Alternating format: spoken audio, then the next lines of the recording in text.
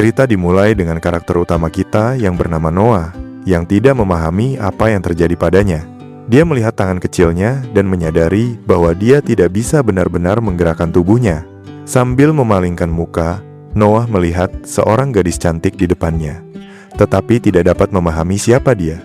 Tiba-tiba, dia melihat sebuah jendela dengan statusnya, yang menunjukkan bahwa dia belum memiliki nama, dan semua statistiknya berada di level E.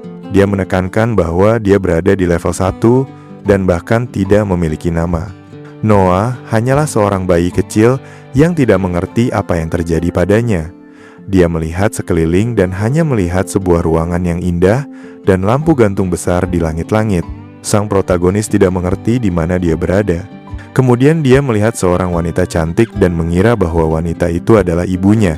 Dia ingat bahwa ibunya yang dulu adalah seorang wanita tua yang agak gemuk dan selalu menjengkelkan. Kemudian pahlawan kita mendengar suara seorang pria yang mengatakan bahwa anak itu terlihat sangat mirip dengan seorang gadis. Gadis itu menjawab bahwa bayi tersebut memiliki bibir yang sama dengan ayahnya. Dia menyapa pria itu sebagai Yang Mulia. Sang protagonis memahami bahwa pria di depannya adalah seorang anggota bangsawan. Pria itu kemudian mengumumkan bahwa nama bayi tersebut adalah Noah. Sang protagonis tiba-tiba menyadari bahwa nama di jendela statusnya telah berubah menjadi Noah. Para pelayan dari tuan bangsawan tersebut bertanya kepadanya tentang status masa depan anak itu. Dia menjawab bahwa Noah akan memiliki status yang sama dengan anak-anak lainnya, yaitu seorang pangeran kekaisaran. Ciri khas Noah adalah air, jadi dia akan menjadi pelindung Armria. Item air dalam statistik Noah berubah menjadi E+S. Sang pangeran tidak mengerti apa artinya ini. Status Noah di statistik berubah menjadi Noah Ar, pangeran kekaisaran ke-13 dari kekaisaran tersebut. Elemen air Noah menjadi tingkat SS, yang mengejutkan semua orang di ruangan itu. Sang pahlawan menyadari bahwa karakteristiknya dapat dilihat oleh semua orang di ruangan tersebut. Para pelayan mengagumi bakat Noah, mencatat bahwa tidak ada yang kurang dari apa yang diharapkan dari anak kaisar. Noah diproklamasikan sebagai pemilik kemampuan yang luar biasa. Semua orang yang hadir di ruangan itu bersukacita atas bakat sang bayi yang baru lahir. Sang pahlawan memahami bahwa dari seorang anak desa biasa, dia terlahir kembali sebagai pangeran kekaisaran ke-13. Setelah beberapa waktu, kita melihat sebuah rumah mewah yang besar di bawah sinar matahari yang cerah. Sang pangeran tidur di kamar kerajaan. Ruangan itu didekorasi dengan indah dan mewah. Noah yang sudah tumbuh besar sedang digantikan pakaiannya oleh para pelayan. Kita melihat Noah tumbuh dewasa. Dia sekarang berusia 6 tahun. Dia adalah pangeran kekaisaran ke-13. Setiap pagi ketika pangeran beranjak dari tempat tidur, dua pelayan mengganti pakaiannya. Sekarang dia tinggal di rumah mewah besar yang berbatasan dengan istana kerajaan. Anak desa yang dulunya biasa saja menjadi pangeran kekaisaran. Armria menjadi wilayah feodal bagi banyak orang yang berasal dari klan air. Kita melihat indikator air milik Noah itu setara dengan E+S. Jadi sang pangeran dapat melihat statusnya. Sang pangeran percaya bahwa itu tergantung pada berapa banyak bawahan yang bersamanya. Bagi orang lain, statusnya terlihat seperti SS. Bahkan sekarang dengan puluhan pelayan di sisinya, dasar-dasar kekuatannya tumpang tindih. Dengan kata lain, dengan menambah jumlah bawahannya, sang pangeran menjadi lebih kuat. Ini kemungkinan besar menunjukkan bahwa dia tidak memiliki batas dalam pertumbuhan kemampuannya. Sebelum reinkarnasinya, level maksimumnya adalah 8, tetapi sekarang dia tidak memiliki batas. Sementara itu, transformasinya akan segera berakhir. Proses berpakaian sang pangeran telah selesai sebagaimana dilaporkan oleh para pelayannya. Di usia mudanya, Noah berperilaku cukup tenang dan tertutup. Para pelayan menyadari bahwa tuan muda tersebut berperilaku tenang, yang tidak biasa bagi anak-anak seusianya. Mereka percaya bahwa inilah yang mereka sebut sebagai karakter bawaan seorang raja. Sang protagonis makan di ruang makan. Noah percaya bahwa pada usia 6 tahun, dia hampir tidak bisa melakukan apa-apa. Pangeran kekaisaran memiliki banyak batasan yang berbeda. Seseorang memberitahu Noah bahwa Dia diperintahkan untuk dikawal setelah makan. Pelayan itu memberitahu dia bahwa pewaris takhta dan pangeran kekaisaran keempat ingin menemuinya. Kita melihat pintu terbuka menuju ruang penerimaan tamu. Ada dua pria berbaju zirah duduk di sebuah meja. Noah memerintahkan agar dia segera dibawa kepada mereka. Noah membungkuk di hadapan saudara-saudaranya dan menyapa mereka. Kita melihat wajah pangeran kedua, pewaris takhta Albert Atraato. Dia memperhatikan kedatangan Noah. Pangeran kekaisaran keempat, Henry Erarato, memberitahu Noah bahwa tidak perlu memperlakukan mereka dengan begitu hormat dan mengajaknya duduk. Albert memperhatikan tata krama Noah yang baik dan mengatakan bahwa dia akan menjadi Perdana Menteri yang terkenal di masa depan. Henry setuju dengannya. Albert memberitahu Noah bahwa dia telah menyiapkan hadiah untuknya dan memerintahkan pelayan untuk membawanya ke sini. Noah mengatakan bahwa dia akan mencoba untuk memenuhi harapan saudaranya dan pada saat yang sama bertanya mengapa saudara-saudaranya memutuskan untuk mengundangnya. Kita melihat seorang pelayan yang ketakutan membawa sebuah kotak gelap besar yang terlihat seperti peti mati. Noah berbalik ke arahnya dengan terkejut. Pelayan itu jelas merasa tidak nyaman membawa hadiah sang saudara. Noah melihat wajah pelayan itu dan tidak mengerti apa yang sedang terjadi. Bawahan itu tiba dengan keringat dingin dan wajah ketakutan. Dia meletakkan hadiah dari para saudara tersebut dan menghela napas. Dia diperintahkan untuk membuka kotak yang sedang diawasi oleh dua kakak laki-laki Noah. Kita melihat sebilah pedang hitam menyeramkan yang memancarkan aura mengerikan. Albert memerintahkan adiknya untuk mengambilnya, mengatakan bahwa itu adalah hadiah. Noah terkejut melihat pedang yang tidak menyenangkan itu. Sambil memegang pedang, Noah yang bingung bertanya kepada saudara-saudaranya apa yang sedang terjadi. Albert merasa senang sekaligus terkejut dengan hal ini dan mengatakan bahwa dia tidak meragukan adiknya. Nama pedang ini adalah Leviathan, pedang iblis air, sebelum Noah mengambilnya ke tangannya. 120 orang telah tewas, sebagaimana dilaporkan oleh pangeran kedua dengan ekspresi wajah yang sangat menyeramkan. Dengan ngeri, Noah menurunkan pedangnya. Pangeran Henry mengatakan dia tidak perlu khawatir tentang hal itu. Salah satu saudaranya mengatakan itu cukup berbahaya, juga menyebutkan bahwa dia baru saja akan membuang hadiah kaisar tersebut. Ketika Noah memegang bilah pedang itu di tangannya, sebuah kutukan terus-menerus dikirimkan kepadanya. Albert bertanya kepada Noah tentang peringkat airnya. Air peringkat es bisa menangani bilah pedang iblis ini. Mereka hanya penasaran tentang apa yang akan terjadi pada Noah, yang memiliki peringkat SS. Albert menyatakan bahwa dia tidak ingin terus memiliki pedang itu karena berbahaya baginya. Noah menyadari bahwa saudaranya memberikan bilah pedang itu kepadanya untuk tujuan ini. Albert mengatakan bahwa kebanyakan orang bahkan tidak bisa memegang kotaknya dan dia memastikannya kepada pelayan. Pelayan itu membenarkan kata-kata tuannya dan mengatakan bahwa dia merasa seolah-olah tubuhnya membeku dan rasanya seperti ditusuk jarum. Albert mengatakan dia telah melihat banyak hal seperti itu pada masanya dan meminta maaf karena berkunjung begitu awal. Noah memperhatikan mereka pergi dengan tatapan tidak senang. Kemudian di malam hari, sang pangeran berada di pemandiannya. Di sana dia menyadari kegelisahan salah satu pelayan yang menemaninya. Pelayan itu terlihat tidak sehat. Sang pangeran yang tertarik dengan masalah ini bertanya kepada pelayan tersebut, Zoya, tentang masalah mendesak yang dialaminya. Pelayan itu menolak, mengatakan bahwa masalahnya tidak layak untuk mendapatkan perhatian yang mulia, yang kemudian dijawab oleh sang pangeran dengan memerintahkannya untuk menceritakan sekarang juga apa yang salah. Pelayan itu memberitahu Noah bahwa dia sedang mencari waktu luang. Noah bertanya kepadanya tentang alasan ingin meninggalkan kediaman. Ternyata pertanian orang tuanya hanyut diterjang banjir musim semi. Ibunya, yang merupakan orang tua tunggal, tidak lagi mampu memberi makan dirinya sendiri. Zoe dengan ragu-ragu memberitahu Noah tentang rencananya untuk pergi bekerja di distrik lampu merah untuk menjual jasanya di sana. Sang pangeran memotong pembicaraannya. Pelayan itu merasa malu untuk menceritakan hal ini. Sang pangeran berdiri dengan wajah serius, tampaknya untuk mengambil keputusan.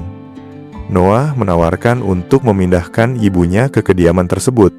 Dia akan memberikan pekerjaan kepada ibu pelayan itu. Dia akan menjaga gerbang belakang kediaman untuk 10 rin. Zoya dengan bingung memanggil tuan muda tersebut. Dia mengatakan bahwa dia belum pernah mendengar pekerjaan seperti itu sebelumnya, terutama untuk 10 rin, gaji yang lebih tinggi dari rata-rata. Noah memberitahu pelayan itu tentang sebuah rumah kosong di pinggiran barat kota dan mengizinkan dia serta ibunya untuk tinggal di sana. Zoya sangat bingung. Setelah itu, dengan air mata di matanya, dia membungkuk kepada Noah dan berterima kasih kepada tuan muda atas sikap baiknya tersebut. Sang pangeran melakukan ini agar tidak menodai namanya, karena pekerjaan pelayannya di rumah bordil akan merusak otoritasnya secara serius. Namun yang lebih buruk adalah, raja bisa menegur sang pangeran atas tindakan tersebut. Pelayan ini akan melayani Noah sampai akhir hayatnya, atau sampai Noah membuangnya. Dia tidak boleh dijual ke rumah bordil hanya demi beberapa lusin rin. Setelah mandi, sang pangeran ditemui oleh kepala pelayan untuk memberitahunya tentang banjir musim semi yang terjadi di Doso. Noah memerintahkan mereka untuk membeli tanah sebanyak mungkin, yang sangat mengejutkan pelayannya, Dylan. Sang pangeran meramalkan bahwa setelah banjir, akan ada banyak pedagang yang mencoba menghancurkan rumah-rumah mereka yang sudah rusak. Dia memerintahkan agar mereka diselamatkan sebelum hal itu terjadi. Pelayan pangeran ingin keberatan, karena dia jelas tidak mengharapkan tindakan seperti itu dari Noah, tetapi pemuda itu memotongnya, menunjukkan ketegasan keputusannya. Dylan melaporkan bahwa dia terkejut dengan tindakan Noah. Mengingat prediksi banjir sebelumnya, dia ingat bahwa dia telah melihat banyak situasi seperti itu sebelum reinkarnasi. Pelayan itu melaporkan bahwa solusi untuk masalah tersebut akan memakan biaya sekitar 500.000 rin. Meskipun pengeluarannya besar, Noah tidak mengubah pikirannya, memberitahu Dylan bahwa dia dapat mengalokasikan jumlah tersebut. Dylan menerima keputusan tuannya dengan rendah hati. Noah bertanya, apakah dia memiliki pertanyaan lagi tentang situasi tersebut. Bawahan pangeran itu membungkuk dan berterima kasih kepada Yang Mulia atas keputusan tersebut dan kemudian pergi. Noah ingat bahwa Dylan sendiri berasal dari daerah tersebut. Dia memperhatikan pelayan itu dengan tatapan yang penuh pengertian. Setelah beberapa saat, kita melihat istana yang mewah. Di dalamnya terdapat perpustakaan besar tempat kaisar duduk ditemani oleh seorang pelayan. Noah memasuki ruangan dan menghadap kaisar. Dia bertanya mengapa kaisar memanggilnya. Penguasa kekaisaran, miris, menyapa pangeran dengan ekspresi termenung di wajahnya. Dia bangkit dari meja dan bertanya kepada Noah tentang urusannya yang mendesak. Sang pangeran melaporkan keadaan yang baik atas upayanya demi kebaikan negara. Sang penguasa berbalik ke putranya dan memberitahunya tentang pembelian seluruh desa yang dilakukannya. Noah merasa ngeri. Dia terkejut bahwa kaisar tahu tentang keputusannya. Padahal, baru beberapa hari berlalu sejak saat itu. Terlebih lagi, dia bahkan tidak memberitahu Yang Mulia tentang hal itu. Kaisar menenangkan putranya, mengatakan bahwa dia tidak akan memarahinya atas apa yang telah dia lakukan. Sebaliknya, berkat keputusan putranya, dia terhindar dari kerepotan kekacauan yang tidak perlu. Namun demikian, Kaisar memuji putranya, yang jelas-jelas membuat Noah terpana, karena dia mengharapkan teguran. Dia bertanya kepada putranya bagaimana dia mengetahui masalah yang muncul. Sang pangeran menjawab bahwa dia mendengarnya dari seorang pelayan di kediamannya yang akan menjual dirinya ke rumah bordil. Kaisar memahami bahwa ini adalah sebuah kebetulan, tetapi juga sebuah berkah. Dia menyetujui keputusan putranya dan berniat untuk memberinya hadiah. Sang ayah memperkirakan bahwa biayanya 8.000 rin setahun untuk menghidupi putranya, yang mana itu tidak seberapa bagi Noah. Pendapatan tahunan rata-rata untuk penduduk ibu kota berusia 30 tahun adalah 120 rin. Jadi ini sama sekali bukan jumlah yang kecil. Kaisar memutuskan untuk menambah jumlah tunjangan putranya sebanyak 1.000 rin. Sebagai tanggapan, Noah berterima kasih kepada ayahnya. Penguasa yang senang itu menyapa sang pangeran secara langsung dan memujinya atas keputusannya, menyuruhnya untuk terus melanjutkan semangat yang sama. Noah senang dengan keputusan ayahnya. dan setuju dengan kata-katanya. Beberapa waktu setelah audiensi tersebut, sang pahlawan memutuskan untuk berjalan-jalan di sepanjang jalan-jalan ibu kota. Dia berjalan di sepanjang alun-alun kota yang ramai, kota yang paling makmur di negara itu. Noah melihat meja-meja dagangan penduduk kota. Di sini semuanya menyatu, yaitu orang, uang, dan kebaikan. Ada berbagai macam hal untuk memuaskan keinginan manusia. Tetapi dengan tubuh anak berusia 6 tahun, hanya sedikit yang bisa dilakukan sang pahlawan. Mengingat penyebutan Unixiza tentang penyanyi di pasar, sang pangeran memutuskan untuk memeriksanya dan pergi ke pasar. Melihat papan nama sebuah kedai, sang pahlawan memutuskan untuk masuk ke dalam, di mana pelayan bar menunjukkan kepadanya seorang penyanyi yang bekerja di gedung itu. Penyanyi itu sedang tampil di atas panggung. Dia berpakaian agak tidak biasa dan rambutnya menutupi matanya. Melihatnya, Noah ingat bahwa nama penyanyi itu adalah Alice. Penyanyi itu tampil di tengah panggung. Dia bernyanyi dengan ekspresif dan aktif menggerakkan tangan yang menarik semua perhatian pengunjung kedai yang telah berkumpul melingkar untuk makan. Sang pangeran melihatnya dan menyaksikan penampilannya dengan senang. Dia mencatat bahwa nyanyiannya sama sekali tidak buruk. Tekniknya masih dalam tahap pengembangan, tetapi dia bernyanyi dengan serius dan tulus. Noah yakin bahwa dia adalah gadis yang serius. Tiba-tiba, teriakan tidak senang terdengar dari kerumunan, menginterupsi nyanyian gadis itu. Seorang pria besar yang kasar merasa kesal karena gadis itu bernyanyi di bar ini. Preman itu menerjang ke arah gadis itu ditemani oleh teman-temannya, memukul salah satu pekerja kedai di jalan. Dia berteriak padanya bahwa dia tidak akan bisa melunasi utang ayahnya dengan cara ini. Gadis itu mencoba keberatan dengan ragu-ragu, tetapi preman itu memotongnya. Dia mendekatinya dan mencengkeram pakaiannya, menjatuhkan topinya ke lantai. Preman itu semakin dekat dengan sang penyanyi, sambil mengatakan bahwa dia bisa mendapatkan uang dengan cara lain sebagai seorang wanita. Gadis yang bingung dan ketakutan itu gemetar ketakutan, menyadari niat pria itu. Pengunjung lain melihat hal ini dengan jijik, memalingkan pandangan mereka dari panggung. Penyanyi itu mengkerut dan gemetar ketakutan terhadap pria ini. Sang pangeran menghentikan sikap buruk pria itu terhadap si gadis dan menyapa pria tersebut dari kerumunan. Sang pangeran mengamati panggung dari barisan belakang. Para pelanggan kedai menoleh untuk melihatnya. Preman itu menoleh ke arah bocah itu dan dengan ketus mengatakan bahwa dia harus pergi bermain dengan ibunya. Sang pangeran naik ke atas panggung menghadapi pria itu. Noah memberitahu komplotan preman itu bahwa mereka melanggar hukum kekaisaran dengan memeras uang dari gadis itu. Pria besar itu mencengkeram pakaian sang pangeran dan mengayunkan tangan untuk memukul wajahnya sambil berteriak padanya. Namun di tangan pemuda itu ada sebuah bola yang tidak dapat dipahami yang dililit dengan pola bunga. Ternyata ini bukan sekedar bola, melainkan artefak sihir yang memungkinkan Anda menggunakan mantra terlepas dari kekuatan sihirnya. Efeknya hanya bergantung pada atribut pemakainya.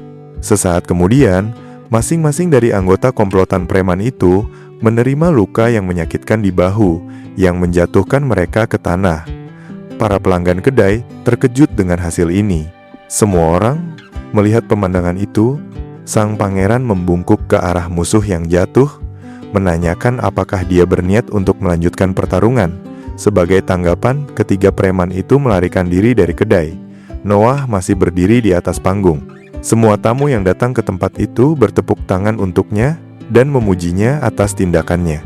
Noah mendekati pekerja yang dipukul itu dan menyuruhnya untuk menghubunginya jika komplotan itu muncul lagi. Setelah mengucapkan kata-kata tersebut, dia memberikan secari kertas kepada pekerja itu. Karyawan tersebut terkejut dengan apa yang dilihatnya di kertas itu.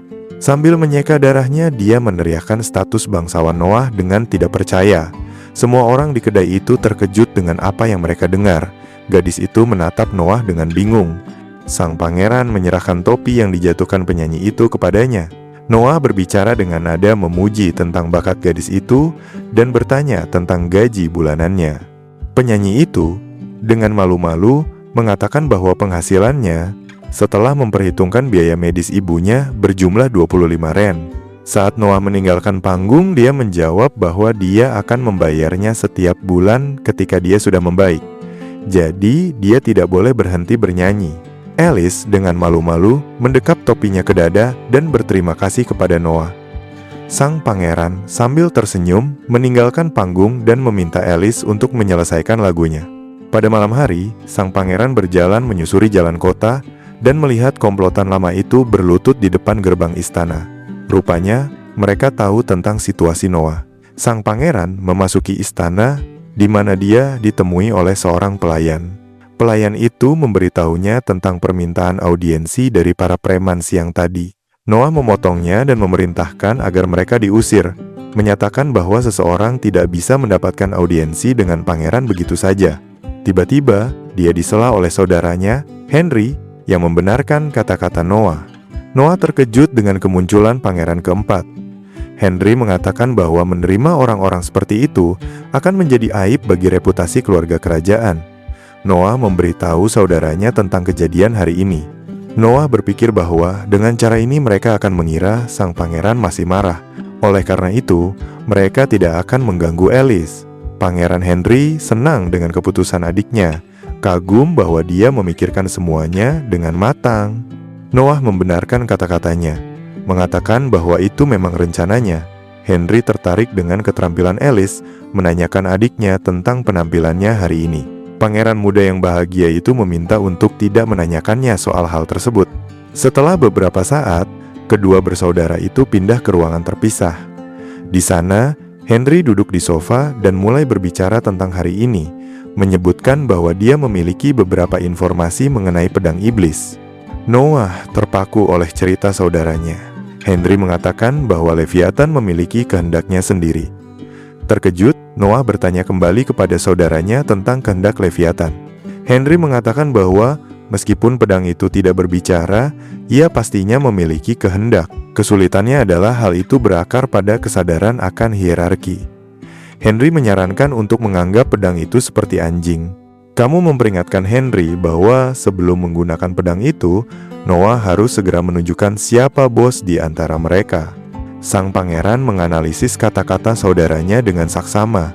Setelah beberapa saat, dia memerintahkan para pelayannya untuk membawa pedang iblis itu. Henry menjadi tertarik pada tindakan adiknya selanjutnya. Noah menyuruh pelayan yang membawa benda menyeramkan itu untuk beristirahat. Pada saat yang sama, sang protagonis mengambil pedangnya. Menyadari apa yang dibicarakan saudaranya dan berniat untuk membuktikan kesiapannya kepada saudaranya, dia menggenggam pedang tersebut. Cairan mulai menyembur keluar dari Leviathan. Sambil menjaga pedang tetap terkendali, Noah menyandarkannya di lantai. Pangeran Henry terkejut, heran dengan tindakan Noah. Henry dengan terkejut memberitahu Noah bahwa dia benar-benar membuat pedang itu berlutut. Henry meminta para pelayan untuk menunjukkan status adiknya. Noah tersenyum, semuanya berjalan lancar sesuai rencananya. Jendela status menampilkan nilai E plus SS. Hubungan bawahan dengan Noah tidak hanya berlaku untuk manusia. Henry kagum dengan karakteristik Noah. Dia mengatakan bahwa di usia 6 tahun, hal itu sungguh luar biasa. Henry tahu bahwa tidak ada orang lain yang akan melihatnya. Henry menatap ke arah adiknya dan berasumsi bahwa hal itu terjadi setelah Noah mengambil pedang iblis tersebut. Noah terus memegang Leviathan. Henry tertawa. Pangeran keempat mengatakan bahwa Noah baru berusia 6 tahun, tetapi elemen airnya sudah berada di tingkat SSS. Henry tampak bingung. Pangeran Noah terus menatap bilah pedang iblis di tangannya. Noah membenarkan kata-kata saudaranya. Noah melihat ke arah lembar statistik. Dia menyadari bahwa baginya itu terlihat seperti E plus SS. Noah menyadari bahwa kata-kata saudaranya benar. Menyadari bahwa ketika dia tidak memegang pedang, status airnya menjadi tingkat SS. Pedang itu tertancap di lantai. Sang pangeran melihatnya dengan penuh pemikiran, mengatakan bahwa jika semuanya tetap seperti apa adanya, jika dia tidak membawa Leviathan bersamanya. Menatap pedang itu, Noah menyatakan keinginan untuk membawanya serta Henry menjawab bahwa dia harus menunggu beberapa tahun lagi karena saudara-saudara dan ayahnya sangat tinggi. Jelas, Noah juga akan tumbuh lebih tinggi. Sebuah ide muncul di benak sang pangeran. Dia menatap pedang itu dengan terkejut dan menyatakan fakta bahwa sebuah tebakan telah muncul padanya. Henry bertanya kepada adiknya apa yang salah. Sebagai jawaban, Noah mengatakan bahwa dia ingin mencoba sesuatu. Dia memegang gagang pedang tersebut. Noah memegang bilah pedang itu di tangannya dan mendorongnya ke depan dengan tekad. Sang pangeran mulai fokus. Pedang di tangan Noah mulai menyusut ukurannya. Henry melihat pedang itu sangat terkejut dengan kejadian ini. Dengan terkejut, Henry bertanya apakah Noah telah mengubah ukuran Leviathan. Noah berdiri di sampingnya dengan bilah pedang di tangan, mengatakan bahwa Leviathan yang menyuruhnya melakukan itu. Henry mengatakan bahwa ini adalah hal yang belum pernah terdengar sebelumnya, karena Leviathan telah disegel dan diawetkan selama 200 tahun sebagai harta nasional. Pangeran keempat mengagumi bakat Noah, mengatakan bahwa itu luar biasa. Noah tersenyum, memegang pedang itu dengan satu tangan, dan berkata bahwa sekarang dia bisa membawanya kemana-mana. Pelayan menyela percakapan mereka. Dia memberitahu Noah bahwa dia telah menerima sebuah undangan. Pelayan itu mengatakan bahwa undangan tersebut datang dari wazir ketiga. Dia mengadakan perjamuan di kediamannya. Kedua pangeran mengalihkan perhatian mereka kepada pelayan itu. Noah berpaling kepadanya dan bertanya jam berapa perjamuan akan dimulai. Pelayan itu memberitahu Yang Mulia bahwa dia bisa datang kapan saja. Noah memikirkannya dan menyadari bahwa dia adalah tamu kehormatan.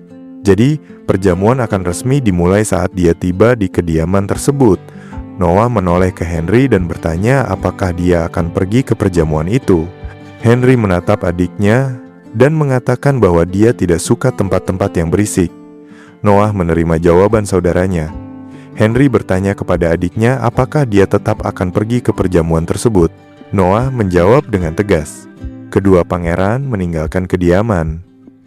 Henry melihat sekelompok pria berlutut di depan istana. Itu adalah kelompok yang dilihat Noah di kedai. Tiba-tiba si preman berteriak bahwa dia tidak tahan lagi. Dia berteriak pada pangeran untuk berhenti bersikap seperti bajingan. Rekan-rekannya menatapnya dengan terkejut. Sang pangeran memperhatikan dengan tenang saat mereka mencoba menundukkan si kasar itu. Noah mengangkat pedangnya dan memasang wajah serius. Si pria besar itu mencoba bangkit lagi, tetapi rekan-rekannya menahannya di tempat. Dia mulai mengulangi kata-katanya. Komplotan itu membungkuk di hadapan pangeran. Mereka menekan wajah si pria besar itu ke tanah dan mulai memaksanya untuk meminta maaf. Henry bertanya kepada adiknya apa yang telah dia lakukan. Noah menatap saudaranya dengan tatapan yang sama dan mengatakan bahwa pria itu telah meminta maaf. Henry sangat terkejut dengan hal ini. Henry tersenyum dan mengatakan bahwa intimidasi itu terlalu berlebihan untuk dihadapi. Henry menyadari bahwa Noah sudah bisa menggunakan hal-hal seperti itu.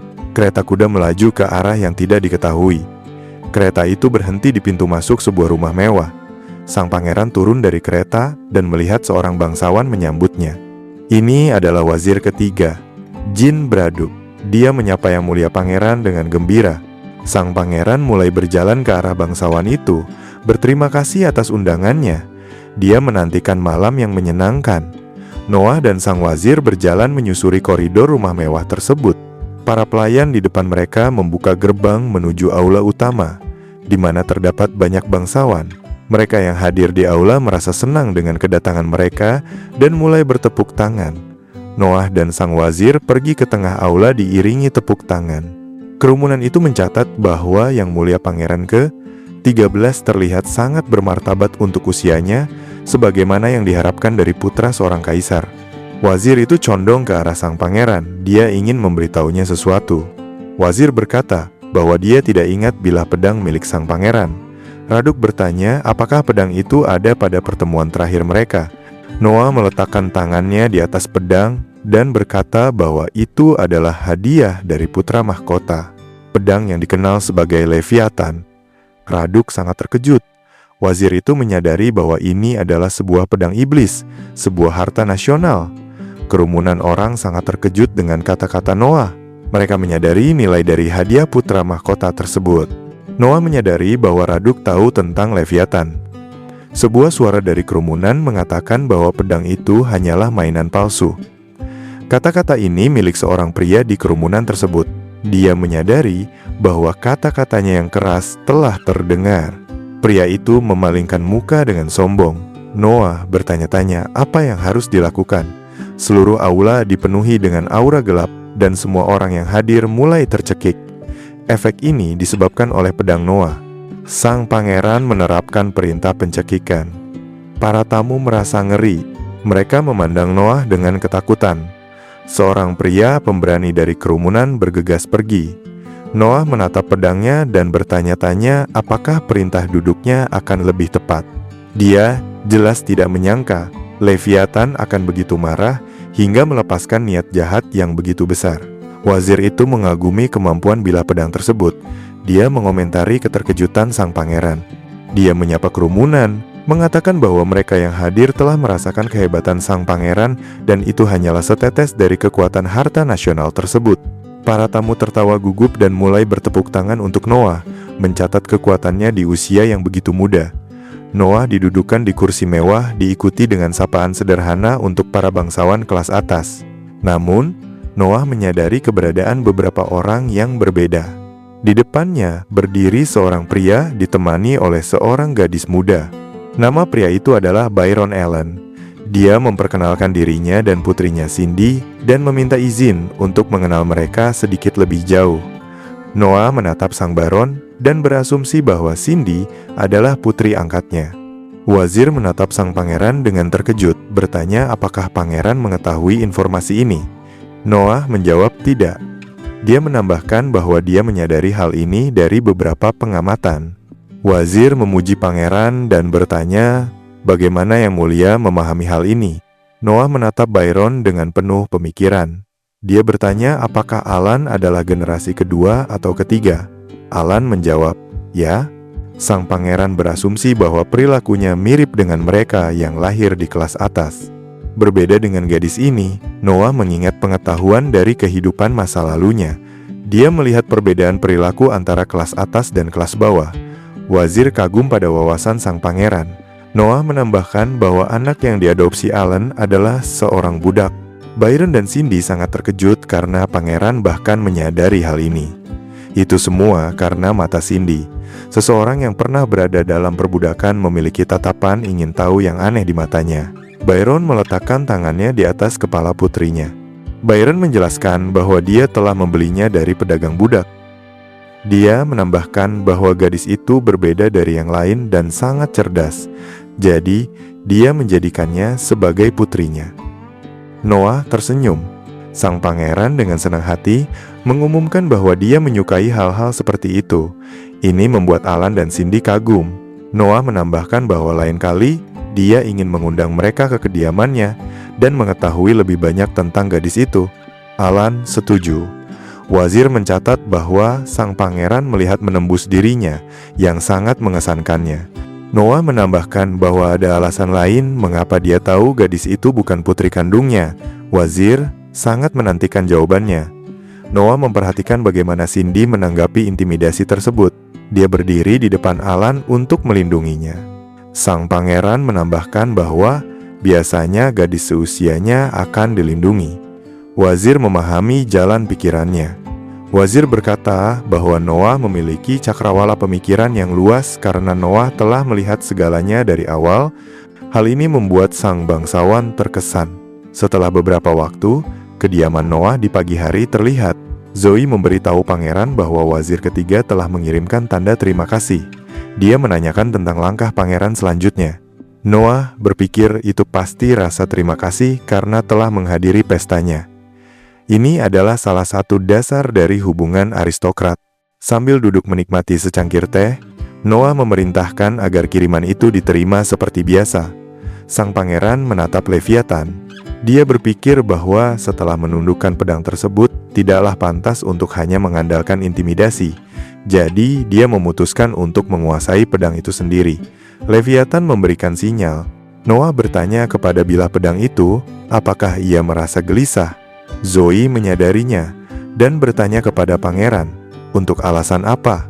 Noah menatap pelayan itu dan berkata dia hanya memikirkan sesuatu yang menarik. Zoe bertanya lagi, Sang pangeran mulai meninggalkan ruang makan dan memberitahu Zoe untuk menunggu dan melihat saja. Noah dan Zoe pergi ke halaman. Sang pangeran berdiri dengan pedangnya di depan sebuah pohon. Noah berpikir dalam hati bahwa dia tidak bisa menebang pohon itu dengan kekuatan biasa. Sang pangeran mengayun, kecepatan dan kekuatannya berada di level E dan F. Jadi dia tidak akan bisa menebang pohon tersebut dengan kemampuan itu saja. Sang pangeran menyerang dan memotong pohon itu secara melintang. Kekuatan tiupannya menggetarkan dedaunan pohon. Pohon di depan Noah tumbang. Zoe sangat terkejut dengan hal ini. Dia kagum bahwa sang pangeran menebang pohon sebesar itu tanpa upaya apapun. Sang pangeran menjawab bahwa ini tidak bisa dilakukan dengan kekuatan semata. Ini adalah gerakan-gerakan dari pemilik Leviathan sebelumnya. Noah telah mempelajarinya dan oleh karena itu akan mampu menebang pohon itu. Pedang itu sendiri yang memberitahu Noah tentang hal tersebut. Sang pangeran berpikir bahwa berkat ini dia akan terlihat cukup hebat untuk sementara waktu. Noah mengalihkan perhatiannya ke pedang. Noah berdiri di depan pohon yang tumbang dan menatap pedangnya. Sang pangeran memikirkannya. Zoe bertanya apa yang sedang terjadi. Sang pangeran menoleh ke arah Zoe dengan sebuah benda di tangannya.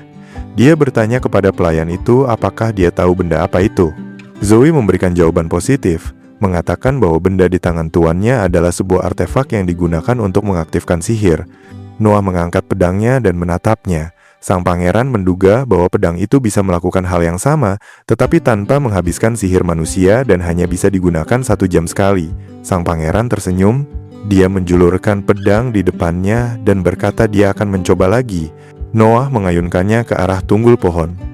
Zoe tersenyum dan menebak bahwa sang pangeran sekarang sedang sangat bersemangat. Leviathan bersinar, tangan Noah melesat ke depan. Pedang itu mulai bersinar, dan bilahnya sendiri tertutup oleh garis yang aneh. Noah sangat terkejut dengan hal ini. Sementara itu, ujung pedangnya menutup jarak dengan tunggul pohon. Cahaya yang sangat terang muncul dari tunggul pohon tersebut. Noah sangat terkejut dengan hasil ini.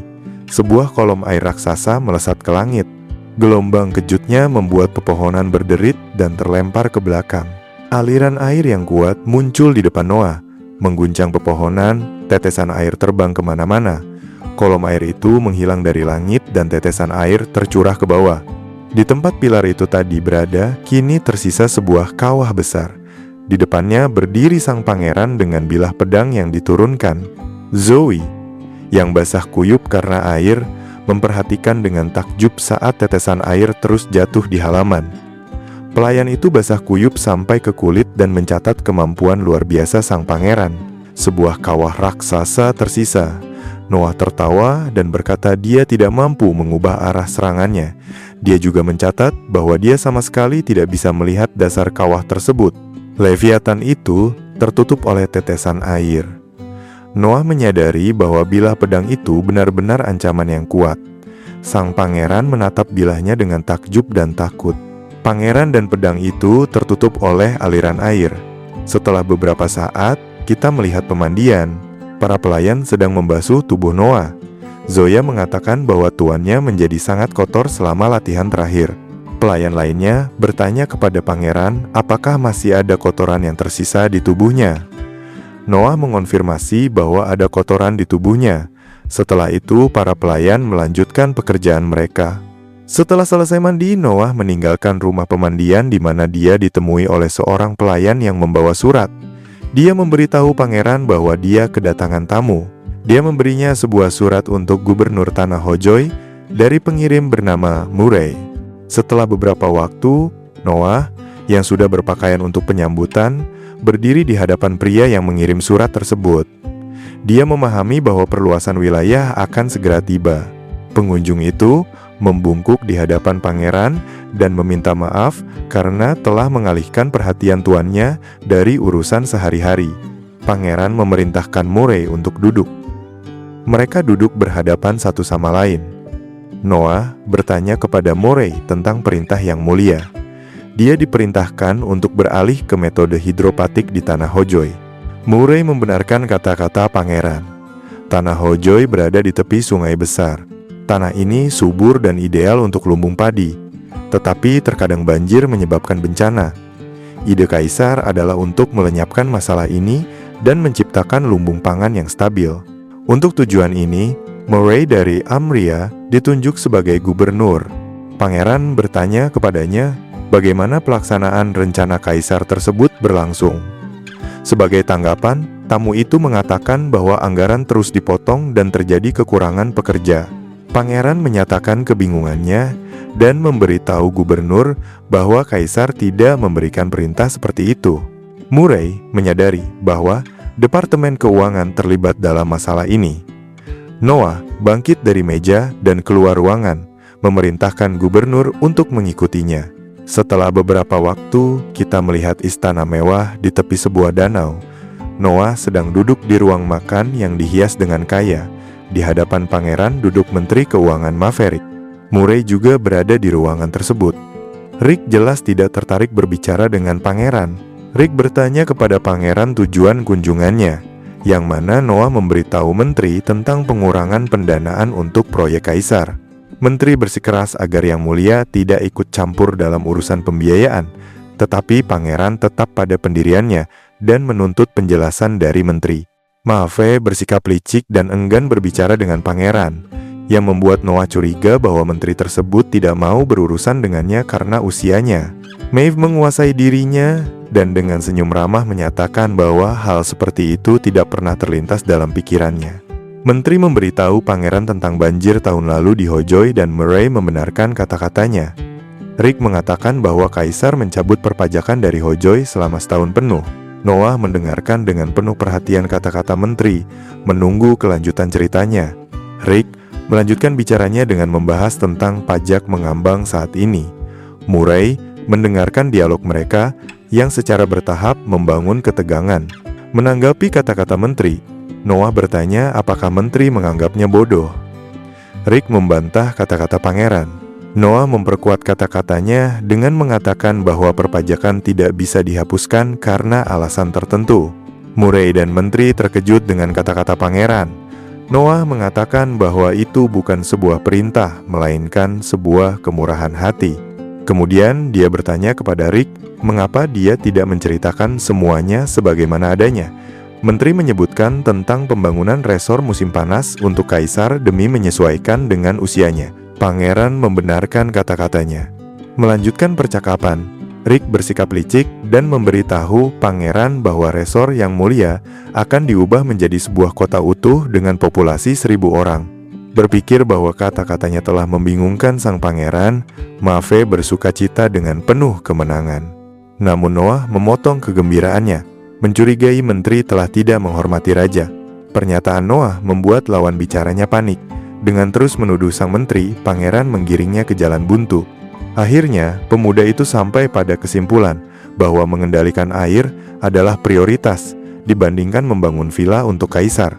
Rick terpaksa setuju karena Noah mulai mengancamnya dengan mengadu langsung kepada ayahnya.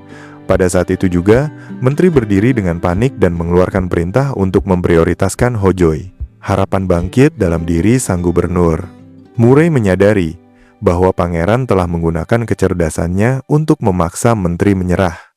Dia mulai memuji pangeran atas negosiasi luar biasa yang dilakukannya dengan Rick. Murray merasa malu karena telah meminta posisi ini kepada Yang Mulia. Dia mengira pangeran akan menyelesaikan masalah dengan perlakuan kejam.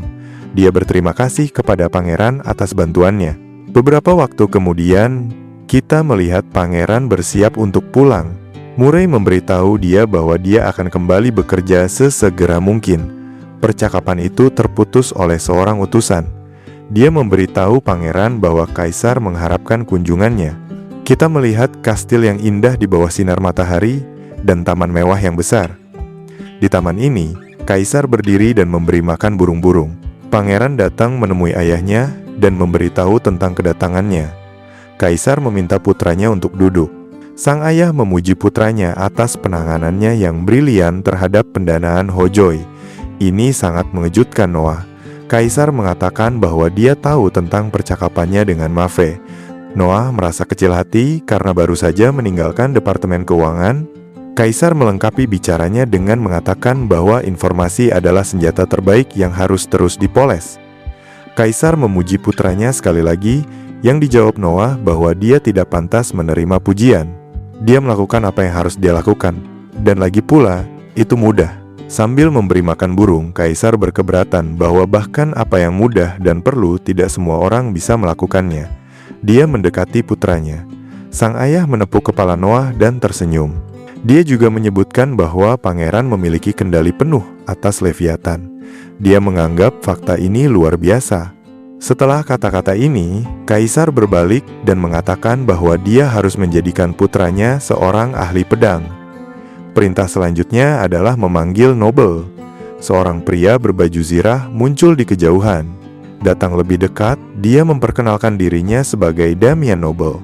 Kaisar memberitahu dia tentang niatnya untuk mengajari Noah cara mengayunkan pedang. Damian mengatakan dia akan melakukan upaya maksimal untuk mencapai hal ini. Dia dikenal di seluruh kekaisaran sebagai pendekar pedang tanpa tanding. Damian mengatakan bahwa merupakan kehormatan besar baginya untuk melatih pangeran. Setelah kata-kata ini, dia mengeluarkan pedangnya dan mengarahkannya ke Noah.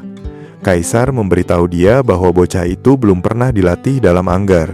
Sebagai tanggapan, sang ksatria mengatakan bahwa dia tidak tertarik pada keterampilan, melainkan pada karakter. Pangeran terkejut betapa mudahnya raja setuju. Pangeran menatap Damian dengan serius. Setelah itu, Noble menyuruhnya menyerang. Noble bertanya, apakah pangeran bisa menyerang dari segala posisi? Noah membenarkan kata-katanya. Noah melompat dan menebas dengan pedangnya, yang mampu ditangkis oleh Damian. Noah kemudian dengan cepat memutar pedangnya, yang memungkinkannya melempar bilah pedang keluar dari tangan lawannya. Pedang Noble terbang melewati Kaisar. Noble dan Kaisar terkejut oleh hal ini. Setelah ini, Noble mengakui bahwa dia tidak akan bisa melatih Noah. Kaisar menuntut penjelasan, yang dijawab oleh Damian bahwa kekuatan dan kecepatan Noah berada pada level anak-anak, tetapi ilmu pedangnya berkembang secara mahir. Noah mampu mengambil pedang darinya hanya dengan satu teknik. Kaisar tertawa dan memujinya. Damian merasa yakin terhadap Noah, dan pangeran pun ditunjuk sebagai kepala seleksi ksatria. Damian percaya bahwa sang pangeran adalah yang terbaik untuk posisi ini. Seleksi ksatria adalah acara tahunan. Istilah kekaisaran di bumi berarti negeri para pejuang, karena Miris adalah kata kuno yang berarti pejuang. Kekaisaran memiliki tradisi menghargai para pejuang. Turnamen ini adalah cara untuk mencapai karier yang sukses. Pemenangnya menerima gelar ksatria dan bergabung dalam jajaran kelas atas. Noah akan menjadi juri untuk seleksi ini. Ini menguntungkan baginya karena pemenang seleksi akan menjadi bawahan dari juri seleksi tersebut. Noah memiliki peluang tambahan yang unik. Hal itu bergantung pada bawahan dan orang-orang di wilayah tersebut. Hal itu perlu dikumpulkan. Noah mengatakan dia akan melakukan segala yang mungkin. Dengan kata lain, jika Noah memiliki lebih banyak bawahan, dia sendiri akan menjadi lebih kuat. Raja mengatakan bahwa mereka harus membuat satu keputusan, yaitu memilih format acara. Liga dan turnamen memiliki metode bertahan hidup yang sangat berbeda. Sang pangeran berkata bahwa dia membutuhkan semua kualifikasi dari seluruh kekaisaran di kota kekaisaran. Hal itu harus dilakukan di hadapannya. Raja bertanya kepada Noah mengapa dia membutuhkan hal ini. Dengan terkejut, Noah mengatakan bahwa kekaisaran cukup luas dan dia tidak ingin kehilangan pejuang berbakat karena kecelakaan. Kaisar tertawa dan menyetujui persyaratan putranya, menyerahkan masalah tersebut sepenuhnya di bawah kendalinya. Setelah beberapa waktu, Noah kembali ke kediamannya. Zoe memberikan sebuah cangkir kepada pangeran. Di ruang makan yang besar hanya ada Noah dan 2 pelayan. Sang pangeran bertanya apakah Zoe memiliki kandidat untuk seleksi di desanya. Sambil tersenyum, pelayan itu mengatakan bahwa ada 1 kandidat di desanya. Sang pangeran teringat bahwa dia membatalkan kualifikasi lokal. Setelah kata-kata ini, Zoya menjadi malu. Pangeran bertanya padanya apa yang terjadi. Zoya meminta maaf. Noah menyuruhnya untuk segera bertindak dan memaparkannya apa adanya. Zoya setuju. Dia memberitahu Noah bahwa satu-satunya pelamar dari desanya tidak akan bisa pergi karena kekurangan dana. Zoya mengatakan bahwa semua orang berkumpul di desa karena situasi ini menyangkut satu orang. Zoya mengatakan bahwa jika semuanya berjalan lancar, dia akan mampu memenuhi harapan tersebut. Setelah kata-kata ini, dia mulai berbicara tidak jelas, mengatakan bahwa dia akan melakukan segala yang mungkin. Noah memikirkan bagaimana bakat seseorang bisa terlewatkan. Noah menyarankan untuk menjemputnya. Zoe berteriak terkejut. Noah mengatakan dia bisa mengatur semua yang diperlukan. Zoe berkeberatan bahwa itu akan memakan biaya mahal. Noah berkata dia tidak akan melakukan semuanya dari nol. Dia memanggil pengiringnya. Sang pangeran memerintahkan untuk mencari tahu berapa banyak rumah kosong di kota dan membelinya di berbagai bagian kota. Noah menambahkan bahwa jika perlu, sesuatu seperti asrama dapat dibangun. Noah juga mengatakan bahwa mungkin akan ada masalah dengan makanan. Sambil meninggalkan aula, Noah meminta untuk memperingatkan para pedagang biji-bijian tentang kehadirannya yang segera di ibu kota. Zoya mengikutinya dengan pandangan gembira, sekali lagi merasa takjub oleh Noah. Setelah beberapa saat, kita melihat Noah berjalan-jalan di alun-alun. Dia berasumsi bahwa tidak akan ada masalah dengan makanan. Sambil berjalan menyusuri jalan, dia berpikir bahwa mungkin ada orang-orang berbakat di antara mereka. Tiba-tiba, seorang pria aneh berbaju zirah memanggil Noah. Melihat ke arah suara tersebut, dia melihat saudaranya. Itu adalah pangeran ke-8 Kekaisaran, Oscar Ararat. Rakyat menganggapnya sebagai pangeran terbaik. Oscar bertanya apa yang sedang dilakukan Noah. Noah menjawab bahwa dia hanya sedang berjalan-jalan, yang kemudian dijawab Oscar dengan tawaran untuk pergi bersamanya ke Jalan Cobalt. Noah setuju. Kereta kuda yang membawa kedua pangeran melaju melintasi kota. Orang-orang menyambut kedua pangeran tersebut. Di tengah jalan, Oscar mengatakan bahwa ayahnya terus-menerus memuji Noah dan dia sudah lama tidak melihat ayahnya sebahagia itu. Segera mereka tiba dan melanjutkan berjalan kaki. Oscar berkata bahwa dia sering berburu harta karun di sini. Noah melihat jalan lebar dengan banyak kios. Noah melihat jalan ini untuk pertama kalinya. Semua barang antik kekaisaran dikumpulkan di jalan ini. Noah khawatir tentang harga-harga di daerah ini. Namun saudaranya mengatakan bahwa 10.000 ren akan cukup untuk sebuah transaksi besar. Noah berpikir bahwa itu bukan jumlah yang sedikit. Dia melihat jalan di depannya dipenuhi dengan segala jenis perhiasan. Mereka mendekati sebuah kios lukisan. Noah terkejut dengan keberadaan lukisan di pasar. Oscar menyatakan bahwa sebagian besar lukisan di sini adalah palsu. Mereka berjalan berkeliling toko dan perhatian Noah tertuju pada sebuah buku aneh. Dia memutuskan untuk membelinya seharga 3 ren. Oscar tertarik dengan pembelian adiknya dan mengambilnya untuk memeriksanya lebih dekat. Ternyata, buku ini adalah buku sihir asli dari penyihir agung Andrea. Oscar menasihati adiknya untuk menjaga buku itu baik-baik. Ketika Noah mengambil buku itu, dia menyadari bahwa kemampuan anginnya telah mencapai tingkat A+. Noah tidak yakin apakah itu bisa disebut harta karun. Noah merasakan pedangnya bergetar dan ragu sejenak. Ketika Oscar bertanya apa yang salah, Noah menghunus pedangnya dan mengarahkannya ke buku itu. Dengan terkejut, Oscar memanggil adiknya. Noah menyadari bahwa ada jiwa seseorang di dalam buku ini. Sedetik kemudian, buku itu terbuka dan mulai melepaskan aura gelap. Aura tersebut membentuk bayangan besar dengan trisula yang mengawasi sang pangeran. Oscar sangat terkejut dan berkata bahwa buku terlarang ini berisi jiwa seseorang. Oscar berteriak agar Noah lari. Bayangan ini adalah roh pendendam dari penyihir angin agung. Kita melihat pintu-pintu menuju kamar tidur Noah. 2 pelayan berada di dekatnya, mengucapkan selamat malam. Seorang pelayan menyuruh 2 pelayan lainnya, Jessica dan Lily, untuk mandi. Para pelayan mematuhi atasan mereka. Saat Jessica dan Lily sedang berganti pakaian, Lily bertanya-tanya tipe gadis seperti apa yang disukai Noah. Memasuki pemandian, Jessica berkata bahwa hal-hal seperti itu tidak boleh diucapkan. Sebagai tanggapan, Lily berkata bahwa jika mereka hanya memikirkannya, tidak ada hal buruk yang akan terjadi. Jessica menebak bahwa karena tuan muda berusia 6 tahun, dia mungkin menyukai tipe yang mirip dengan Lily. Lily cemberut. Lily bertanya apakah maksud Jessica adalah bentuk tubuh gadis yang mungil. Jessica mulai menjelaskan bahwa dia tidak bermaksud begitu, tetapi Lily sudah menjauhkan diri. Setelah itu, Lily melompat ke arah pelayan lain dari belakang di pemandian. Setelah itu, dia mengutarakan pendapat bahwa Noah lebih menyukai gadis-gadis seperti ibunya. Salah satu pelayan mengatakan bahwa tanpa diduga, tipe Jessica sangat normal. Pelayan yang baru tiba di pemandian menanyakan tentang percakapan para gadis tersebut.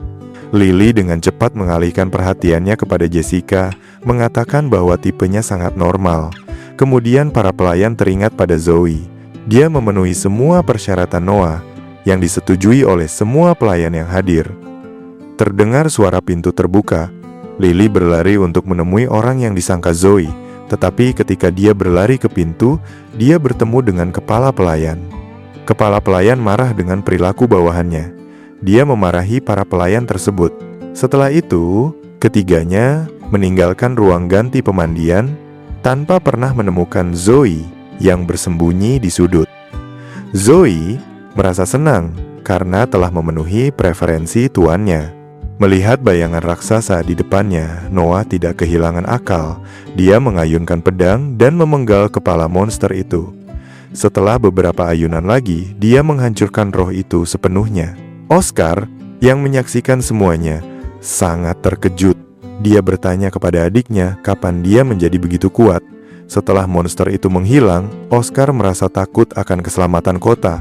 Noah menenangkannya, mengatakan bahwa serangannya mengarah ke atas. Oscar memuji adiknya atas penilaian situasinya yang baik. Dia juga mengatakan bahwa Noah mewarisi darah ayahnya. Dari kejauhan, seseorang memanggil para pangeran. Itu adalah pemilik toko. Dia melihat apa yang telah terjadi dan meminta kedua bersaudara itu untuk melihat sesuatu. Noah menunjukkan ketertarikan pada barang dagangan si pedagang. Pedagang itu menjawab bahwa dia memiliki sesuatu yang serupa. Ketiganya pun berangkat dalam perjalanan mereka. Setelah beberapa waktu, kakak beradik itu memasuki rumah dan pergi ke sebuah ruangan terpisah di mana mereka duduk di meja menunggu pemilik toko. Tidak ada yang menyadari keramah tamahan terbaik yang bisa ditawarkan oleh seorang rakyat jelata.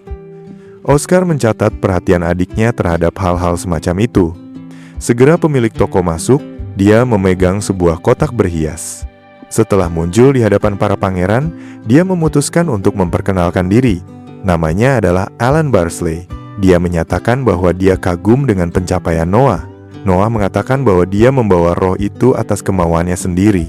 Dia memutuskan untuk membunuh monster itu untuk menenangkan orang-orang di alun-alun. Alan mencatat kerendahan hati sang pangeran. Setelah itu, dia membuka kotak tersebut, mengumumkan kepada para pangeran bahwa mereka pasti akan mampu memecahkan rahasianya. Kakak beradik itu memperhatikan benda di tangan Alan. Ada sebuah cincin di dalam kotak itu. Kemudian kakak beradik itu menyadari apa yang ada di depan mereka. Alan berkata bahwa benda itu akan menunjukkan wujud aslinya jika pemilik yang sebenarnya memakainya. Noah berasumsi bahwa Alan ingin menguji apakah dia adalah pemilik yang sebenarnya. Pedagang itu membenarkan kata-katanya. Kemudian Noah memutuskan untuk mencoba cincin itu. Oscar meragukan keaslian produk tersebut. Alan berasumsi demikian, tetapi setelah dijual, cincin itu selalu kembali ke tokonya bahkan sebelum dia mengetahuinya. Kakak beradik itu tertarik dengan temuan tersebut. Alan menambahkan bahwa inilah alasan dia yakin ada sesuatu yang salah dengan cincin itu. Oscar menyenggol Noah untuk memakai cincinnya. Sang pahlawan meraih cincin itu dan memakaikannya di ibu jarinya. Tiba-tiba, cincin itu mulai bersinar. Sebuah suara asing muncul entah dari mana dan mengumumkan verifikasi tingkat dan batas kelangkaan. Kelangkaan cincin itu adalah SSS. Noah sangat terkejut. Dia tidak mengerti suara macam apa itu. Sebuah lingkaran sihir muncul di sekitar cincin, melilit tangan Noah. Cincin itu mengonfirmasi pemilik baru dan memulai proses pemesanan. Benda itu berubah menjadi cairan dan menyelimuti tubuh Noah. Oscar dan Alan sangat terkejut dengan hal ini. Zirah mulai terbentuk di tubuh Noah, dan setelah beberapa detik, zirah plat lengkap muncul di tubuh pangeran muda itu. Oscar dengan bingung mengatakan itu adalah zirah putih. Noah melihat ke cermin dan memeriksa statistik, tetapi tidak ada yang berubah sama sekali. Noah menyatakan keinginan untuk membeli cincin itu. Alan dengan senang hati menerima tawaran tersebut. Noah memberitahu bahwa dia akan membayar nanti, tetapi Oscar memutuskan untuk membayar cincin itu sendiri. Oscar berkata itu akan menjadi hadiah darinya. Oscar mencatat bahwa setelah pedang sihir, adiknya mendapatkan zirah sihir. Kakak beradik itu meninggalkan jalan Cobalt. Di dalam kereta, Noah mengatakan bahwa menurut pikiran yang terhubung, dia mengetahui bahwa zirah tersebut dapat diaktifkan sesuai keinginan. Selain itu, jika zirah rusak tetapi cincinnya tidak, maka zirah itu dapat dipulihkan. Oscar merangkul Noah dan berkata dia belum pernah mendengar hal seperti itu sebelumnya. Kakak beradik itu berkomentar bahwa jalan Cobalt memang menarik. Setelah turun dari kereta, Noah ingin mengatakan sesuatu kepada Oscar, tetapi perhatian pangeran ke-8 teralihkan oleh seorang pria kasar yang bergegas untuk membunuh adiknya. Si kasar itu ingin menebas leher Noah dari belakang. Namun sebelum bilah pedang menyentuh lehernya, sebuah perisai melompat keluar dari cincin. Perisai itu menyerap hantaman pedang, dan si kasar itu terlempar ke tanah dan tertahan.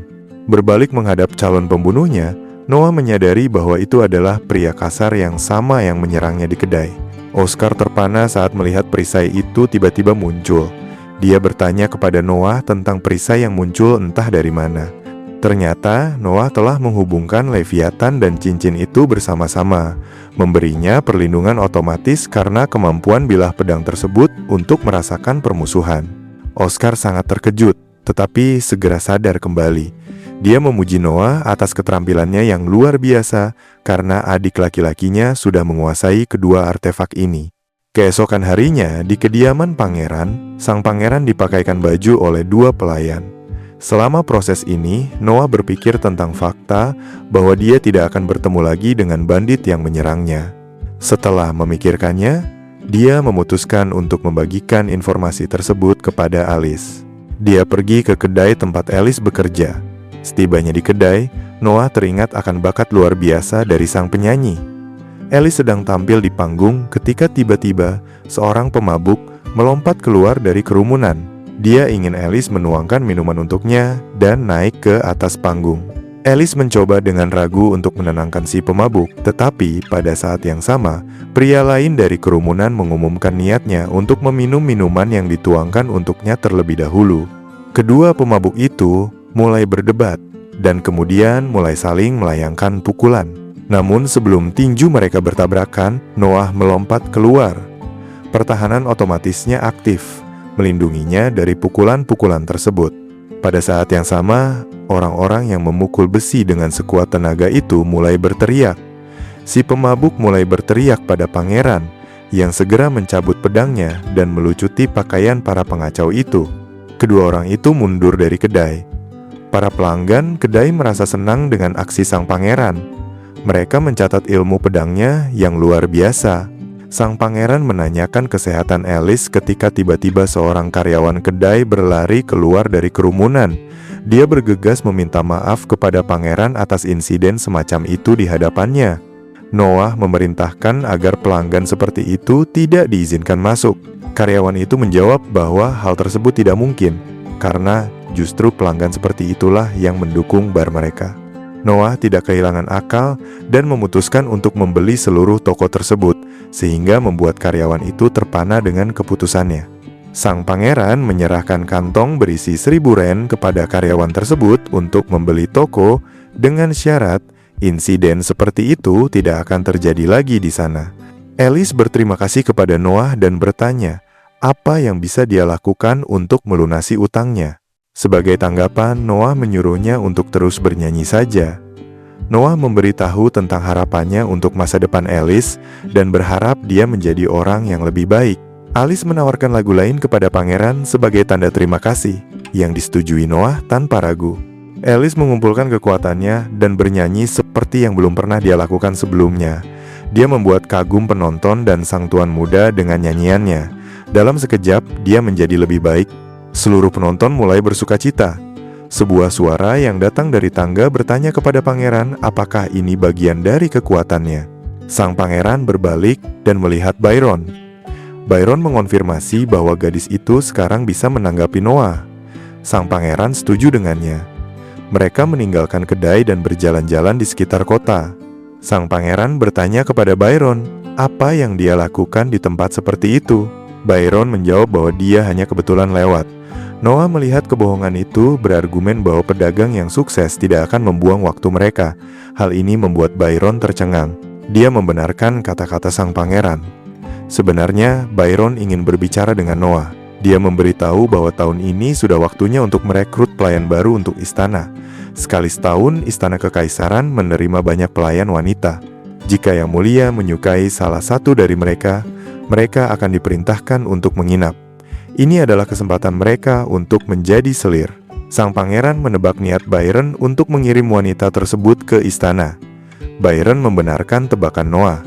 Bagi Byron, ini adalah cara untuk mendapatkan informan di istana, apalagi dia sudah mengirimkan uang ke kediaman tersebut. Noah memberikan syarat bahwa dia akan menerima gadis itu jika dia menyukainya. Byron berterima kasih dengan tulus dan berjanji akan memilih gadis yang disukai pangeran. Sang pangeran sekali lagi menyatakan keseriusan pernyataannya. Pedagang itu berkata itu seperti seorang pekerja yang berkembang dalam sekejap.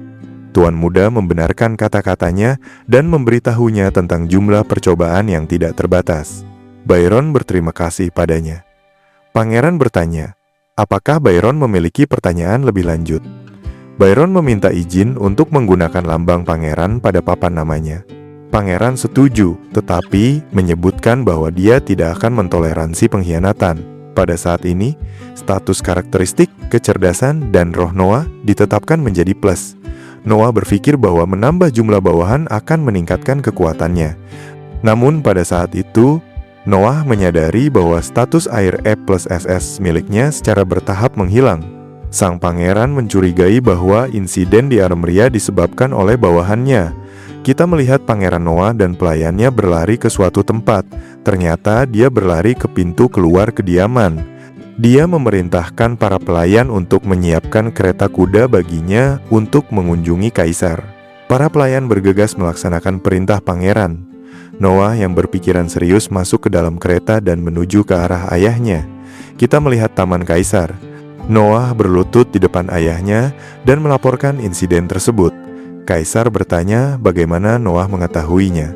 Noah terkejut karena ayahnya sudah tahu tentang insiden itu. Kaisar menjawab bahwa dia memahaminya dengan melihat tanda-tanda. Pada titik tersebut, seorang pelayan mendekatinya dan memberinya beberapa informasi. Noah mengonfirmasi ketakutannya. Kaisar memuji putranya atas kecerdikannya dan memberitahu dia tentang pemberontakan di Armeria. Noah berasumsi bahwa pemberontakan itulah insiden yang dimaksud. Kaisar menanyakan pendapat putranya mengenai skala pemberontakan tersebut. Noah menduga bahwa skala pemberontakannya kecil, mengingat status airnya telah berubah dari E+SS menjadi E+S. Kaisar mengonfirmasi jawabannya dengan mengatakan bahwa saat ini ada sekitar 5.000 pemberontak. Noah yakin bahwa jawabannya benar. Kaisar bertanya, apakah dia bisa menyelesaikan masalah itu sendiri? Sang pangeran memikirkannya. Dia menjawab bahwa dia tidak bisa menyelesaikan masalah tersebut. Jawaban sang putra mengejutkan Kaisar. Noah beralasan bahwa dia kurang pengalaman. Dia bahkan tidak mengenal medan perang. Itulah sebabnya para prajurit mungkin akan tidak menaatinya. Sang pangeran menyarankan untuk mengirim salah satu saudaranya untuk melakukan hal ini. Kaisar mencatat keterkejutannya atas jawaban ini, tetapi setuju dengan kebijaksanaan dari keputusan tersebut. Dia bertanya kepada putranya, siapa yang paling baik untuk dikirim.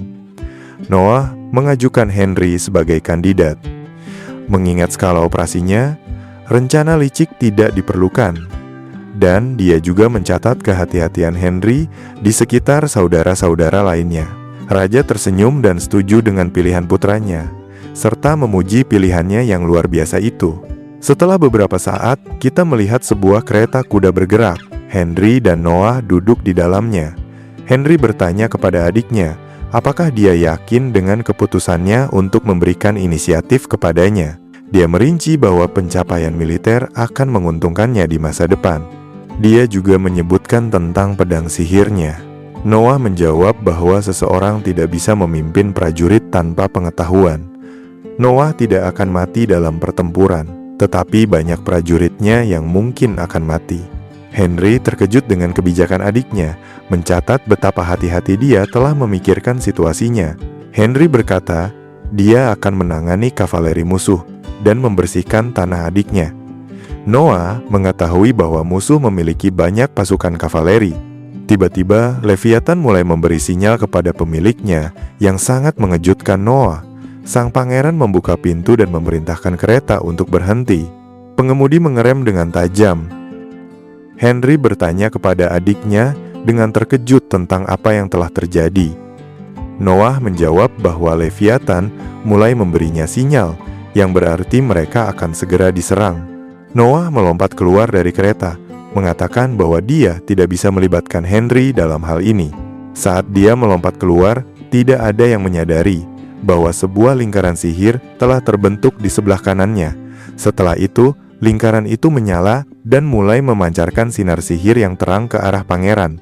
Henry sangat takut akan keselamatan adiknya. Sinar-sinar itu membentuk sebuah jaring dan melesat ke arah Noah, membentuk bola pelindung di sekitar pangeran. Henry sangat terkejut melihat ini. Noah menangkis serangan sihir tersebut. Pangeran muda itu menyadari bahwa serangan ini diorganisir oleh para pemberontak. Meskipun kamu berusia 6 tahun, selama kamu adalah seorang penguasa, kamu akan menjadi target bagi seseorang. Para penyerang mengepung pangeran dari segala sisi dan kemudian menyerbu target mereka sekaligus. Noah berhasil bereaksi dan memukul mundur semua penyerang. Lawan yang kalah jatuh ke tanah, mengakui kekuatan sang pangeran. Henry terkejut dengan hasil ini. Henry keluar dari kereta, mencatat kekuatan luar biasa adiknya. Saudaranya itu tertarik pada kemampuan Noah untuk memanggil perisai. Noah menjawab bahwa dia mendapatkan kemampuan ini karena cincin yang dia beli di Jalan Kobalt. Cincin itu kompatibel dengan Leviathan, jadi dia menggunakan keduanya bersama-sama. Henry kagum dengan jawaban adiknya. Saat dia mendekati para penyerang, Henry mencatat bahwa Noah telah membunuh mereka sehingga mereka tidak akan bisa menangkapnya. Noah menyanggah kata-kata saudaranya, yang sangat mengejutkan Henry. Setelah ini, Henry yakin akan kata-kata Noah setelah memeriksa tubuh para pemberontak. Noah mengatakan bahwa mereka pingsan karena niat jahat Leviathan, mencatat kemampuan pedang tersebut untuk memengaruhi orang-orang yang tidak siap secara negatif. Hal ini sangat mengejutkan dan menyenangkan Henry. Sekarang dia akan bisa memeras semua informasi yang diperlukan dari para penyerang. Beberapa waktu kemudian, kita melihat Byron Allen menemui Noah. Dia mencari tahu mengapa Yang Mulia membutuhkannya. Noah yang duduk di hadapannya dengan secangkir teh menjawab bahwa Byron memiliki sebuah tugas. Dia bertanya apakah Byron menjalankan bisnis di dekat Armeria. Byron membenarkan kata-katanya. Kemudian, sang pangeran memerintahkan pembelian pakan kuda seharga 10.000 ren yang telah dia siapkan dalam koper terpisah. Byron khawatir tentang keputusan pangeran untuk membeli pakan saat ini. Noah menjawab bahwa dia melakukannya karena takut akan terjadi kebocoran informasi akibat pemberontakan di Armeria. Byron bingung. Noah memberitahu pedagang itu bahwa para pemberontak sangat hebat dalam berkuda. Mendengar hal ini, Byron teringat Tuan Calhoun. Noah menambahkan bahwa hal ini diperlukan untuk menetralisir kavaleri mereka dengan menciptakan kelangkaan. Byron setuju, menanyakan apakah dia juga harus memborong semua makanan manusia. Byron menawarkan Noah untuk mempercayainya dalam mengumpulkan persediaan makanan manusia. Sang pangeran menolak, yang membuat Byron kecewa. Byron ingin tahu alasan penolakannya. Noah menambahkan bahwa pakan untuk kuda perlu dibeli dari luar, karena ada batas untuk pencurian dari penduduk lokal. Kemudian pedagang itu menyadari bahwa jatah makanan prajurit bisa digunakan untuk menjarah, berbeda dengan pakan kuda. Noah mengonfirmasi tebakannya. Byron mencatat kebijakan pangeran dan segera melaksanakan tugasnya. Dia mengambil koper berisi uang itu dan meninggalkan ruangan. Sang pangeran ditinggal sendirian dengan secangkir tehnya. Noah berpikir bahwa ini akan sedikit meringankan situasi saudaranya. Setelah beberapa saat, kita melihat Taman Kekaisaran. Kaisar memanggil Noah untuk memberitahunya tentang rencana para penyerang. Mereka ingin menangkap Noah dan menggunakannya untuk tujuan mereka sendiri. Noah menunjukkan bahwa ini bisa saja sebuah kebohongan. Sang ayah menoleh ke putranya dan memuji kecerdasannya. Kaisar mengatakan bahwa ada cara untuk mengetahui apakah orang yang disiksa mengatakan yang sebenarnya. Cara ular adalah ular. Noah tidak tahu apa-apa tentang penyiksaan, jadi dia hanya bisa menerimanya apa adanya. Kaisar memuji Noah karena pelit dalam memberikan pakan kuda dan karena tidak tertangkap. Noah tercengang, ayahnya telah mengetahui tindakannya lagi. Kaisar berkata bahwa siapapun bisa melakukan pengepungan, tetapi memperhitungkan wilayah dan melakukan pengepungan hanya pada kuda. Tidak semua orang mampu melakukannya di wilayah mereka sendiri. Noah terkejut dan berterima kasih kepada ayahnya. Kaisar memutuskan untuk memberi hadiah kepada pangeran. Namun, uang akan terlalu vulgar, maka dia memanggil Cruz. Pria dari balik semak-semak itu menanggapi panggilan sang penguasa. Kaisar memerintahkan agar satu pedang ditambahkan pada lambang Noah. Sang pangeran sangat terkejut. Kekaisaran adalah negara para pejuang. Menambahkan pedang pada lambang hanya mungkin dilakukan dengan izin kaisar. Karena melanggar hukum ini, terdakwa akan dituduh melakukan penistaan atau dieksekusi. Ini adalah tingkat kehormatan tertinggi. Kaisar tersenyum. Noah berterima kasih kepada ayahnya atas hal ini. Kaisar bertanya bagaimana Noah akan memilih seorang ksatria. Noah menjawab bahwa dia sudah memiliki rencana. Sang pangeran meminta izin untuk mendemonstrasikan metodenya tepat di taman tersebut. Sang ayah memberikan persetujuannya. Sang pahlawan duduk di meja dan mulai minum teh, sementara pelayan ayahnya berdiri di sekelilingnya dengan ember di tangan mereka. Kaisar duduk di singgasana dan mengawasi putranya dengan penuh antisipasi. Sang pangeran memberikan izin untuk memulai. Para pelayan bergantian menyiramkan air ke arah pangeran. Hal ini sangat mengejutkan raja. Pada saat itu, cincin mulai bersinar dan perisai mulai muncul di sekitar pangeran. Perisai tersebut melindungi udara sepenuhnya. Dia dengan tenang menyeruput tehnya. Kaisar tersenyum. Noah mengatakan bahwa dalam pemilihan nanti, orang-orang juga akan menyerangnya, dan keputusan pangeran akan bergantung pada seberapa jauh mereka bisa menyerang. Kaisar memerintahkan agar seleksi dipindahkan ke tempat yang lebih mudah untuk menjalani proses yang panjang tersebut. Kaisar menjadi khawatir, karena bisa berbahaya jika ditemukan seseorang yang mampu menembus perlindungan tersebut. Noah menjawab bahwa dia sudah siap untuk itu. Hal ini mengejutkan ayahnya. Dia pun tersenyum. Sang ayah memuji putranya. Setelah beberapa saat kita melihat kediaman Noah. Sang pangeran kembali ke rumah di mana dia disambut oleh pelayannya dan diberitahu tentang kedatangan Byron.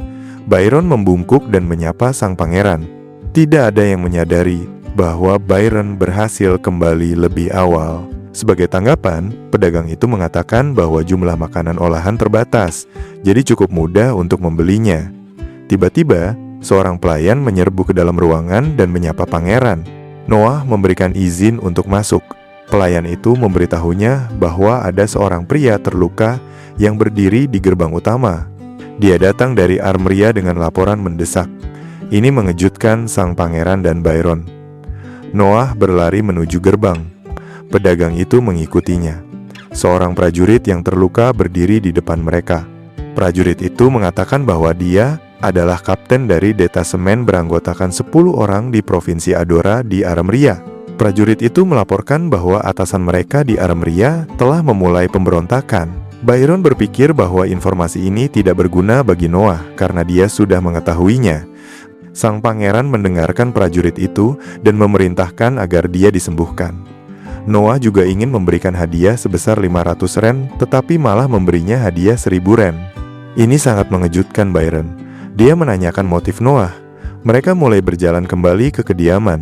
Byron mengatakan bahwa informasi prajurit itu tidak berguna, yang mana pangeran setuju dengan tegas. Sebagai tanggapan, sang pahlawan mengatakan bahwa dia harus menghargai prajurit itu atas kesetiaannya. Dia telah menyampaikan berita tersebut, meskipun dalam bahaya. Byron mengatakan itu adalah jumlah yang cukup besar. Noah memikirkannya dan mengatakan dia pikir itu sepadan. Setelah beberapa waktu, kita melihat kediaman pangeran. Zoe berjalan menyusuri lorong dengan ngeri. Dia mendekati pintu Noah dan meminta izin untuk masuk. Sang pangeran memberikan persetujuannya. Zoe memasuki kantor pangeran. Sang pangeran mengalihkan pandangannya kepadanya dan bertanya apa yang terjadi. Dia menyadari perilaku aneh Zoe. Zoe berlutut yang membuat pangeran waspada. Dia menunjukkan sebuah kantong aneh kepadanya. Sang pangeran bingung. Saat membuka kantong tersebut, Noah melihat uang. Jumlah di dalam kantong itu adalah 500 ren. Zoe mengatakan bahwa kantong itu diberikan kepadanya oleh orang asing. Kemudian Zoe menunjukkan sebuah tas kecil yang mana jika dia memberikannya kepada tuan muda, dia akan menerima hadiah tersebut. Noah mengambil tas itu di tangannya. Zoe berkata, itu adalah obat tidur. Noah menanyakan rencana orang asing itu. Dia berasumsi bahwa orang asing itu ingin menidurkan sang pangeran. Zoe membenarkan kata-katanya. Noah menduga bahwa mereka mungkin adalah pemberontak. Ini berarti mereka sangat tertarik pada sang pangeran. Noah bertanya kepada Zoe, mengapa dia membawa tas itu kepadanya. Sebagai tanggapan, pelayan itu berkata bahwa dia tidak bisa mengkhianati tuannya setelah bantuannya kepada desa. Zoe menambahkan bahwa jika dia tidak melaksanakan perintah orang asing itu, dia akan dibunuh. Dia menangis dan berkata bahwa dia tidak bisa mengkhianati pangeran. Sang pangeran mendengar kata-katanya. Noah berbalik ke meja dan menulis sepucuk surat yang kemudian dia serahkan kepada pelayan tersebut. Noah mengatakan itu adalah sebuah hadiah. Noah memberikan 5.000 ren sebagai hadiah atas kesetiaan. Zoe sangat terkejut ketika mendengar jumlahnya. Dia menentang keputusan pangeran, mengatakan bahwa dia tidak bisa mengambil uang sebanyak itu untuk dirinya sendiri. Sang pangeran bersikeras pada keputusannya. Zoe setuju dan berterima kasih kepada pangeran. Setelah itu, Noah menambahkan bahwa dia ingin Zoe melaksanakan salah satu tugasnya. Pelayan itu setuju, mengatakan dia siap untuk apapun. Sang pangeran berkata, dia akan meminum obat tidur tersebut. Dia memerintahkan Zoe untuk menyerahkan pangeran kepada para penculiknya setelah dia kehilangan kesadaran. Zoe sangat terkejut. Pangeran menambahkan bahwa setelah ini Zoe harus melarikan diri dan bersembunyi. Mereka pasti akan mencoba membungkamnya. Pelayan itu tidak memahami niat sang tuan muda.